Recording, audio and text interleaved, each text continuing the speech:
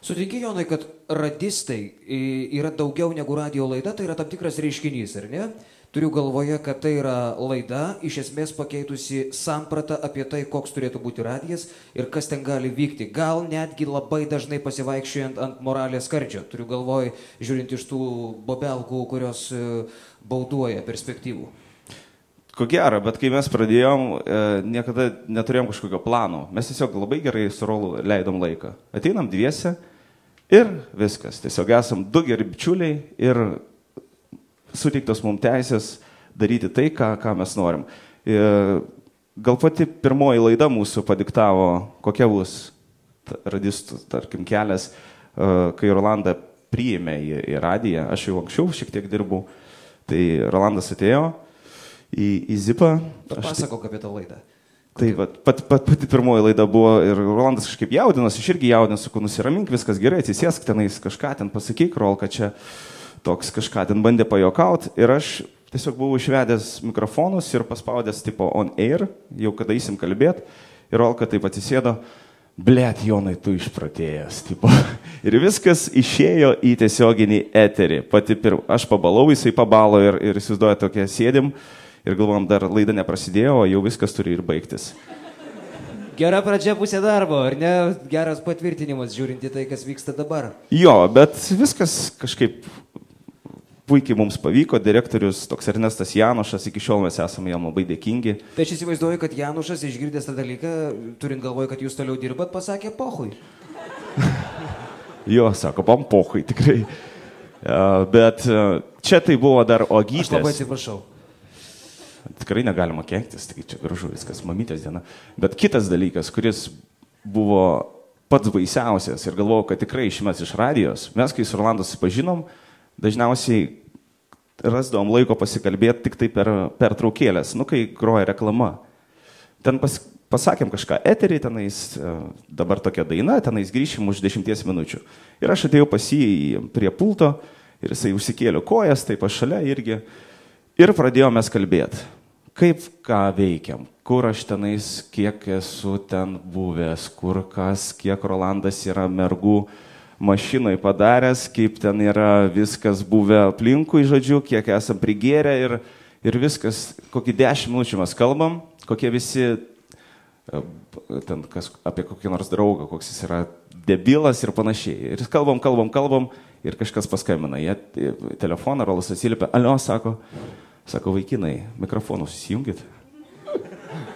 Jo. Tai įsivaizduojat, va tada aš galvoju, viskas, gyvenimas yra baigtas.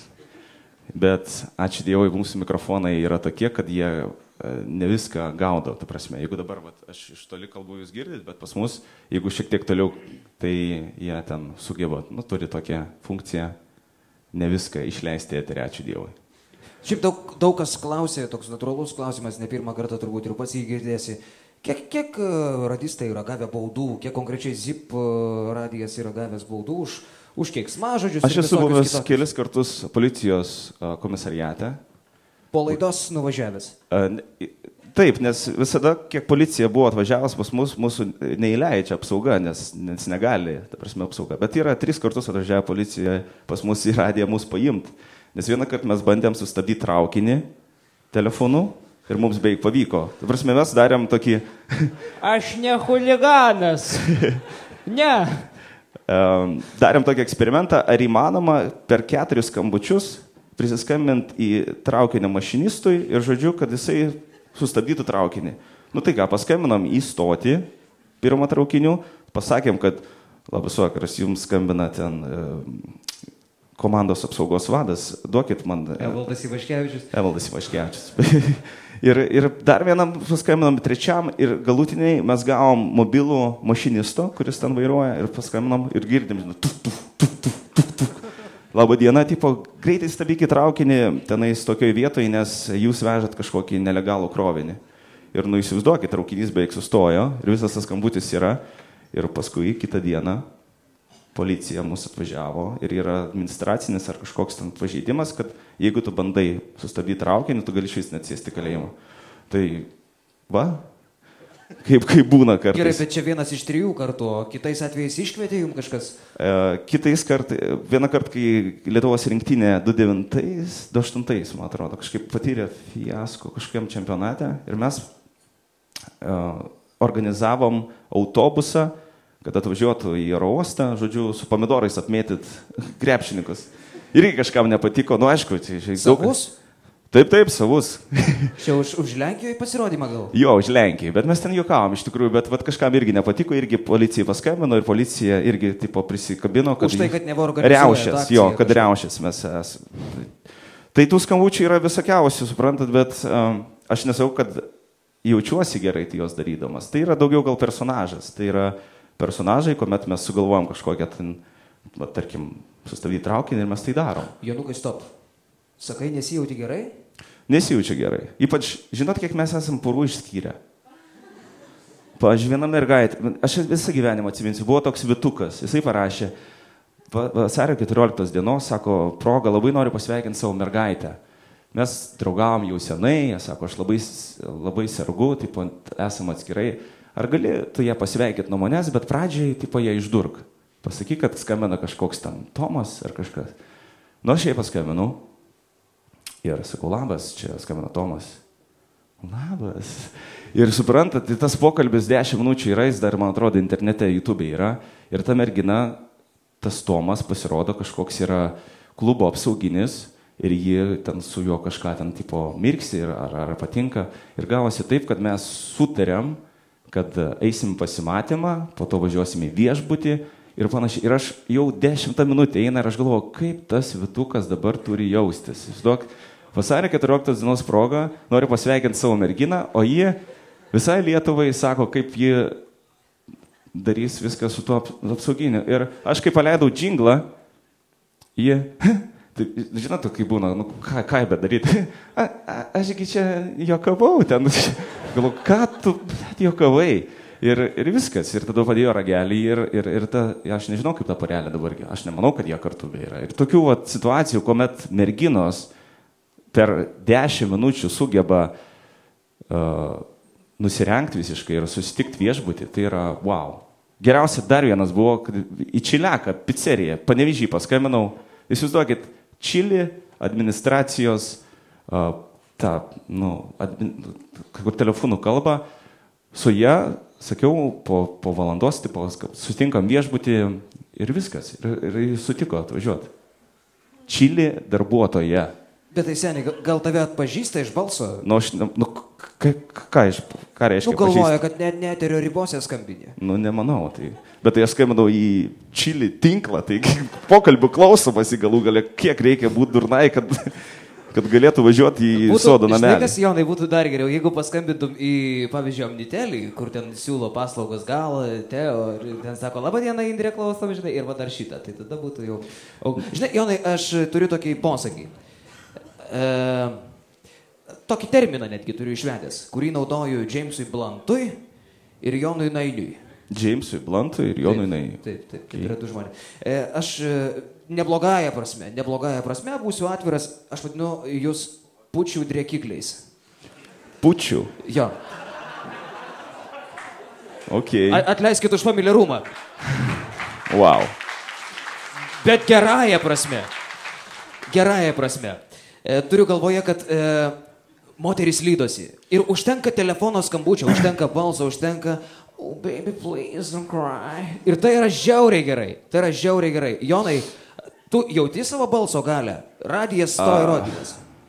Aš 23 metus nekenčiau savo balso. Man visi sakydavo, ypač ta Šiaulių redaktorė, man į taip įkalė į galvą, Jonai, sako, tavo balsas toks blogas, sako, tu neturi dikcijos, sako, pas tave iš viso. Man atrodo, kad tu jos nemėgsti. Taip, aš jos nemėgstu iki šiol, bet jeigu jos nebūtų mano gyvenime, aš nemanau, aš gal net nebūčiau dirbęs radijui, įsivaizduoji? Nes aš kiekvieną dieną, kai ji man tai pasakė, sakau, skaitydavau garsiai filosofijos krestomatį prieš savo kambariokus ir jų klausdavau, savo chebra, negi mano balsas antiek blogas. Ir viskas, ir aš manau dėl to, kažkaip jį tobulinau. Kiekvieną dalyką įmanoma išmokti. Aš dabar pilnai esu įsitikinęs, nes sakau, iki 22 metų mano buvo vien beveik failų metai. Tai prasme, ką aš bedarydavau, man tiesiog nesisekdavo. Nu tikrai, galiu pasakyti, kad man tikrai nesisekdavo. Ir dėl to, kad gal aš, sakau, niekur nekeliaudavau, mano draugai buvo vien tokie, su paloskėm pasvaly. Ir aplink mano tą pasaulyje žiūrą buvo rusiška muzika, Ivan Gazmanov ir ten visokie. Ir suprantat, ir aš galvoju, kad esu, tipo, wow, fainas, bet dabar, praėjus 10 metų, per tos 10 metų man viskas taip apsivertė. Ir vien dėl to, kad aš filosofija ir kiti dalykai, ir ta prasme, kad ta moteris, kuri man pasakė, tu esi lievas, tu nieko nesugebi ir aš jai norėjau rodyti. Ir aš kiekvieną dieną stengiuosi rodyti ir aš noriu dar būti geresnis. Aš įsivaizduoju, kad tavo kambarį yra ten tai Šiaulių direktoriai pripaišė ant sienų ir kalė ten visokių kažkokį, nes tu labai daug apie ją kalbėjai. Jis pakeitė tavo gyvenimą? Jo, ji pakeitė mano gyvenimus. Ir paskui, čia prieš kokius 3 metus gal buvo, Druskinikos vedžiau tokį renginį žurnalistų, tipo, visos Lietuvos. Ir aš išeinu į sceną, ten labas vakaras, ten ir darau tokį žaidimą. Sakau, ateikit iš kiekvieno miesto po žurnalistą. Ir jį manęs nematė. Ir taip, aš irgi jos nemačiau. Aš pakviečiau iš Šiaulių, iš Vilniaus, Kauno. Ir taip, labą dieną, kuo jūsų vardu? Ir taip pažiūriu, tu suka. Ir jį į mane taip žiūri. Ir suprantat, ir tada jis suprato, kad kažkas čia. Ir aš galvoju, dabar pats laikas dar kartą įrodyti, kad tu žiauriai klydai. Ir tas renginys buvo tikrai labai geras, ir mano nuotaika, ir viskas gerai pavyko. Ir jie atėjo prie manęs, ir jie ne tai, kad atsiprašė, bet jie vaidino tokia kaip keunė, žinot, kur tipo, čia kaip tu pasikeitei, tai koks čia fainas ir panašiai. Jonas Nainys, well. Jo. Ir aš, kai turėdavau savo darbo stalą Šiauliuose, tipo kompas, ir man duodavo, darbas būdavo toks, kad aš turėdavau paimti interviu iš kažko, pavyzdžiui, mane siūsdavo visada į politikos visokius ten reikalus, nors aš nifiga nesuprasdavau apie politiką, ypač Šiaulių, nuvažiuoju į savivaldybę, pakalbinu merą, ten grįžtu, pasirašau tekstą ir turiu įgarsinti. Ir aš ten kažką bandau rašyti, nors tikrai nesuprantu, nes kaip sakiau, kad pirmą sutinku, paskui mokausi, kaip tai padaryti. Ir aš taip žiūriu ją ir tokia moteris ateina. Ir jie taip žiūri visus darbuotojus ir sako, tipo, šitas toks visai fainas. Tada taip pakėlė, ne fainas, jis sako. Ir suprantat, jį mane taip engdavo kiekvieną kartą. Ir jis vėl. Ir tada per tą renginį. Gal pataikaut nemoki, ne? Aš ją pataikaut nemoku. No. Aš ją padariau. Nepadariau, ta prasme, aš ją įrodžiau, kad... Ne, tai nereikia padaryti, kad pataikaut, ta prasme, yra kitų būdų. Kaip? Ką žinai. Sudrėkinti? Ponia, jūs labai gražiai atrodot, viešpatie, kokie jūs fainai. Ne, žinok, aš šitaip nesakiau, nes ji tikrai yra žiurkė. Gerai.